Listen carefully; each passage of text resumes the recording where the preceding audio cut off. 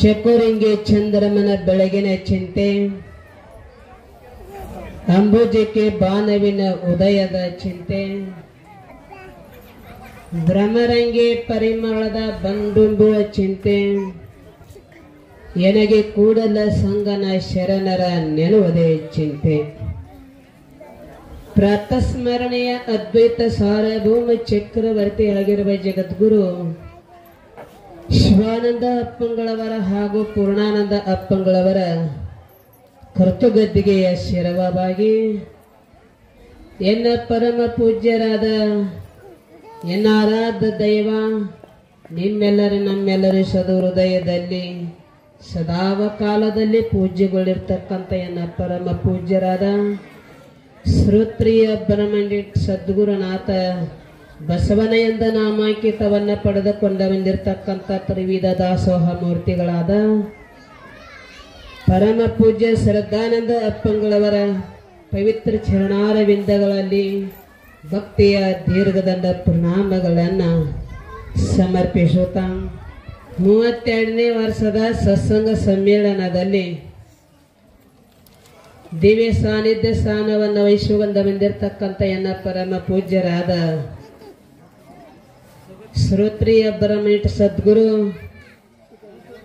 ಸೋಮನಕೊಪ್ಪದ ಮಠದ ಪೀಠಾಧಿಪತಿಗಳಾದ ಪರಮ ಪೂಜ್ಯ ಶಾಂತಮೂರ್ತಿಗಳಾದ ಪರಮ ಪೂಜ್ಯರಿಗೆ ದೀರ್ಘದಂಡ ಪ್ರಣಾಮಗಳನ್ನು ಸಮರ್ಪಿಸುತ್ತಾ ಬ್ರಹ್ಮ ವೇದಿಕೆ ಮೇಲೆ ವಿರಾಜಮಾನರಾದ ತಮ್ಮೆಲ್ಲರಿಗೂ ಧರ್ಮದ ಮರ್ಮವನ್ನು ತಿಳಿಸ್ತಾ ಬಂದಿರತಕ್ಕಂಥ ಪರಮ ಪೂಜ್ಯರಾದ ಎಲ್ಲ ಶ್ರೋತ್ರಿಯ ಬ್ರಹ್ಮನಿಷ್ಠ ಸದ್ಗುರುಗೆ ದೀರ್ಘದಂಡ ಪ್ರಣಾಮಗಳನ್ನು ಸಮರ್ಪಿಸುತ್ತಾ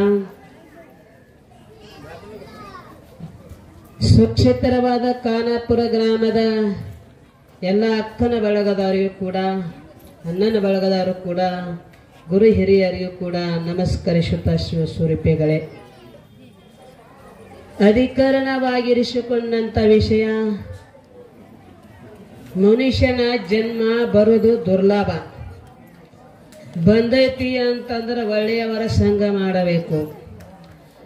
ಒಳ್ಳೆಯವರ ಸಂಘ ಮಾಡುವುದರಿಂದ ನಮಗೇನಾಗ್ತದ ಅಂತ ಕೇಳಿದ್ರೆ ಸತ್ಸಂಗತ್ತಂ ನಿಸ್ಸಂಗತ್ತಂ, ನಿಸ್ಸಂಗತ್ತಂ ನಿರ್ಮೋಹತ್ವಂ, ನಿರ್ಮೋಹತ್ವಂ ನಿಚ್ಚಲ್ ತತ್ವಂ, ನಿಚ್ಚಲ್ ತತ್ವಂ ಜೀವನ ಮುಕ್ತಿ ಅಂತ ಎದರಿಂದ ಸಿಗ್ತದ ಅಂತ ಕೇಳಿದ್ರೆ ಮಹಾತ್ಮರ ಸವಾಸ ಮಾಡುವುದರಿಂದ. ಮನುಷ್ಯನ ಜನ್ಮ ಸಿಕ್ಕದ ಅಂತ ಕೇಳಿದ್ರೆ ಇದೇನು ಹುಲ್ಲಿನ ಜನ್ಮ ಅಲ್ಲ, ಆದ್ರೂ ಇದರೊಳಗೆ ತಿಳ್ಕೋಬೇಕಾಗ್ತದ. ನಾವು ಯಾರಿಂದ ನಾವು ಉದ್ಧಾರನ ಆಗಬೇಕು, ಯಾರಿಂದ ನಾವು ಉದ್ಧಾರ ಆಗುತ್ತೀವಿ ಅನ್ನುವಂಥದ ಮೊದಲ ತಿಳುವಳಿಕೆ ಮನುಷ್ಯನಿಗೆ ಬೇಕಾಗುತ್ತದ.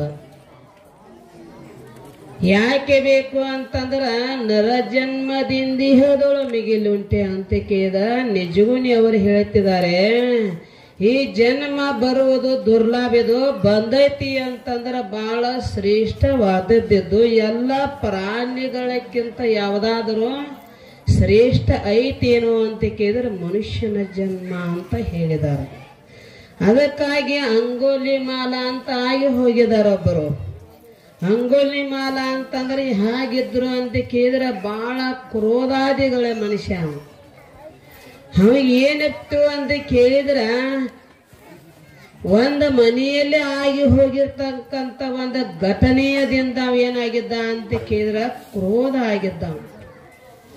ಅಲ್ಲದ ಮಾತುಗಳನ್ನ ಆಡುವುದರಿಂದ ಕೇಳುವುದರಿಂದ ಕೋಪ ಆಗಿದ್ದ. ಮನೆಯೊಳಗೆ ನಡೆದದ್ದ ಘಟನೆಗಳನ್ನ ನೋಡಿ ಅವಾಗೇನಾಗಿತ್ತು ಅಂತ ಕೇಳಿದ್ರ ಕೋಪಗೊಂಡಿದ್ದ. ಇನ್ನು ಹಿಂಗಾದ್ರೆ ಬೇಡ ಅಂತ ಕೇಳಿದ್ರೆ ಅವ ಏನು ಮಾಡಿದ ಅಂತಂದ್ರ ಅಡವಿ ಒಳಗ ಸೇರಿದ. ಅಡವಿ ಒಳಗೆ ಯಾರು ಬರ್ತಿರ್ತಾರಲ್ಲ ಅವ್ರು ಬಂದವ್ರನ್ನ ಕೊಡುವುದ ಅಂದೇ ಅವಂದು ಕೊಡುದು, ಸಣ್ಣ ಕೊಡುದು, ಅವ್ನ ಬಟ್ಟ ಕಟ್ ಮಾಡುದು, ಮಾಲಿಕ್ ಕಟ್ಕೊಳ್ಳೋದು, ಕೊಳ್ಳಿಗೆ ಹಾಕೊಳ್ಳೋದು. ಹಿಂಗ ಅಡವಿ ಒಳಗ ತಿರುಗುತ್ತಿದ್ದ. ಅಲ್ಲೇ ಯಾರು ಹೋದರು ಅಂತ ಕೇಳಿದ್ರೆ ಯಾರು ಒಬ್ರು ಹೋಗುತ್ತಿರಕ್ಕಿಲ್ಲ. ಯಾಕೆ ಅಂತಂದ್ರೆ ಸುತ್ತಮುತ್ತ ಏನಪ್ಪಾ ಅಂತಂದ್ರೆ 4-5 ಎಕರೆಯದೊಳಗಾಗಿ ಯಾರ ಹೋದರು ಅಂತಂದ್ರೆ ನಮ್ಮ ಜನ್ಮ ಅಲ್ಲ ಅಂತ ತಿಳ್ಕೊಬೇಕಂತ. ಅಷ್ಟ ಕ್ರೋಧಾದಿ ಮನುಷ್ಯ ಅಂತಾವೇನಪ್ಪಾ ಅಂದ್ರೆ ಕೇಳಿದ್ರೆ ಅಲ್ಲಿ ಏನು ಮಾಡಿದ ಅಂತಂದ್ರ ವಾಸ ಮಾಡಿದ. ಯಾರ ಬಂದ್ರೂ ಕೂಡ ಬಿಡ್ತಿದ್ದಿಲ್ಲ, ಕೊಡುದೈತಿ ಅವ್ರ ಬಟ್ ಕಟ್ ಮಾಡುದು, ಪಳ್ಳ ಕಟ್ಟಗೊಳ್ದು, ಅಂಗುಲಿ ಮಾಲ ಅಂತ. ಹಾಗೇನಪ್ಪಾ ಅಂದ್ರೆ ಕೇಳಿದ್ರ ಬುದ್ಧ ಹಂಗ ಸಂಚಾರ ಮಾಡ್ತಾ ಮಾಡ್ತಾ ಬಂದ ಕೂಡ್ಲೇನೆ ಊರು ಒಳಗ ಉಳಿದ ಕೂಲೆ ಕೆಲವು ಮಂದಿ ಅದಾರ ಆಡೋರ ಮಾತುಗಳನ್ನು ನೋಡ್ಬೇಕ. ಯಾಕೆ ಒಬ್ಬ ಹಂಗದಾನ ಒಬ್ಬ ಹಿಂಗದಾನ ಹೇಳು ಮಂದಿ ಬಾಳದಾರ.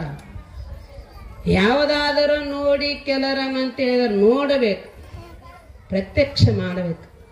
ಹಂಗ ಆಡೋರು ಇರ್ತಿರ್ತಾರ, ಆಡುವುದರಿಂದ ಇಲ್ಲಿ ಯಾರು ಇರಬಹುದಲ್ಲ ಅಂತ ಬುದ್ಧ ವಿಚಾರ ಮಾಡ್ಕೊಂಡ. ಇಲ್ಲ ಇಟ್ ಕೆಟ್ಟದನ, ಅಲ್ಲಿ ಹೋಗಬೇಡ್ರಿ ಅಂತ ಗುರುಗಳಿಗೆ ಹೇಳಿದ್ರು. ಅವರು ಗುರುಗಳಿಗೆ ಹೇಳಿದ್ರು, ನೋಡಪ್ಪ ನನ್ನ ಕಡಿದ್ರೆ ಕಡಿವಲ್ಲಕತ್ತ ನಾ ಹೋಗವನ ಅಲ್ಲ ಅಂತಂದ್ರು. ಆದ್ರೆ ನೀ ಹೋಗ್ತಿದ್ದೆ ಅಂದ್ರೆ ನೀ ಹೋಗು ಅಂತ ಶಿಷ್ಯರು ಏನಾದ್ರು ಅಂತ ಕೇಳಿದ್ರೆ ಶಿಷ್ಯರ ಬಳಗ ಹಿಂದಕ್ಕೆ ಸರ್ಕೊಂಡ್ರ. ಹೋದ್ರೆ ಏನೋ ಅವ್ರ ಸಾತ್ರ ಸಾಯವಲ್ರಕ್ಕಂತ ಶಿಷ್ಯ ಮಂದಿ ಬೆಳಗದವ್ರು ಏನು ಮಾಡಿದಾರ ಅಂತ ಕೇಳಿದ್ರ ತಾ ಉಳ್ಕೊಂಡು ಬಿಟ್ರವ್ರು ಊರಾಗ. ಒಬ್ಬನೇ ಹೋದ ಕೊಲ್ಲೇನೆ ಹಿಂಗ ಆಯ್ಸಿ ಹೊಂಟಿದ.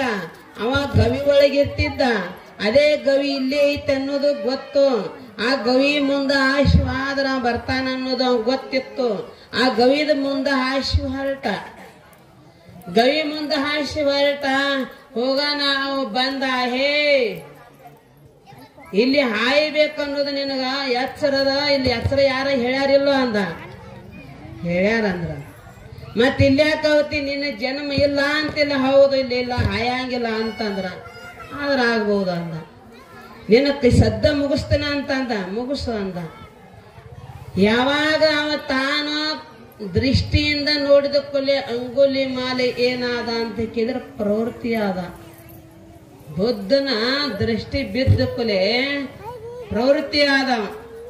ಯಾವಾಗ ಅದು ಕಣ್ಣ ಯಾವಾಗ ಅವನ ಮೇಲೆ ಬಿದ್ದ ಕೊಲೆ ಏನಾದ ಅಂತ ಕೇಳಿದ್ರೆ ಪ್ರವೃತ್ತಿ ಆದ ಕೊಲೆ ಶರಣಾದ ಕೊಲೆ ಅವಾಗ ಏನಪ್ಪಾ ಅಂತ ಕೇಳಿದ್ರೆ ದೊಡ್ಡ ಶರಣ ಆಗಿ ಹೋದ ಅಂತ. ಅದಕ್ಕೆ ಶ್ರೋತ್ರಿಯ ಬ್ರಹ್ಮನಿಟ್ಟು ಸದ್ಗುರುನಾಥರ ಸವಾಸ ಮಾಡುವುದರಿಂದ ನೋಡಿ ಕೆಲರ ಮಾತನಾಡಿ ಕೆಲರ ಮುಟ್ಟಿ ಕೆಲರ ಮಂತಿದಾರ. 3 ಶಕ್ತಿಗಳಿರ್ತಕ್ಕಂಥ ಸದ್ಗುರುನಾಥ ಜಲಸಾಗರ, ಭವಸಾಗರ, ಜನಸಾಗರ ಅನ್ನುವಂಥದ್ದು. ಜನಸಾಗರ ದಾಟಬಹುದು, ಜಲಸಾಗರ ದಾಟಬಹುದು. ಆದ್ರೆ ಭವಸಾಗರ ದಾಟಬೇಕಾಗಿತ್ತು ಅಂದ್ರೆ ಸದ್ಗುರುನಾಥ ಬೇಕಂತ. ಅಂತ ಸದ್ಗುರುನಾಥನ ಏನು ನಾವು ಭವಸಾಗರ ದಾಟಬೇಕಾಗಿತ್ತು ಅಂದ್ರೆ ಸದ್ಗುರುನಾಥನ ಆಶೀರ್ವಾದ ಬೇಕಂತ, ಸದ್ಗುರುನಾಥನ ಸಂಘ ಬೇಕಂತ. ಅದಕ್ಕೆ ಹೇಳಿದಾರ ಮಹಾತ್ಮರು ತುಕಾರಾಮರ ನೆಲದಿ ಮುಕ್ತಿ ಧನ ಸಂಪದ ಸಂತ ಸಂಘ ದೇಶದ ತುಕಾಮನಿ ಗರ್ವಾಶಿ ಸುಖಿ ಗಾಲಾವ್ಯ ಅಮಾವಾಸ್ಯೆ ಅಂತೇಳಿ ಶರಣರ ಅವರಾದ್ರೆ 100 ಸಲ ಹುಟ್ಟಬಹುದ, 100 ಸಲ ಸಾಯಬಹುದ. ಆದರ ಸಂಘ ನಿನ್ನ ಸಂಘ ನನಗೆ ಸದಾವ ಕಾಲ ಕರುಣಿಸು ಅಂತೇಳಿ ಮಹಾತ್ಮರು ಬೇಡ್ಕೊಂಡಿದಾರ. ಅಂತ ಮಹಾತ್ಮರ ಸಂಘವನ್ನ ನಿಮಗೂ ಕೊಡ್ಲಿ ನಮಗೂ ಕೊಡ್ಲಿ ಅಂತ ಇವೆರಡ ಮಾತುಗಳನ್ನ ಗುರುವಿನ ಚರಣಕ್ಕೆ ಅರ್ಪಿಸಿ ನನ್ನ ಮಾತಿಗೆ ವಿರಾಮ ಕೊಡ್ತೇನೆ. ಜಯ ಮಂಗಲಂ, ಜೈ ನಮಃ शिव हर हर महादेव. जोड गहू आणि गव्हाची रास करायचा आहे मग चिंता कशाला. दरीदेव हार्वेस्टर घेऊन आली आहे अत्याधुनिक तंत्रज्ञानावर आधारित हार्वेस्टर मशीन. कॉल करून आजच हार्वेस्टर मशीन मागवून घ्या आणि रास करून निश्चिंत व्हा. संपर्क श्री अप्पू आकळवाडी सुलेर जवळगे. मोबाईल नंबर 9881 63 0094 आणि 97 30 96 0088.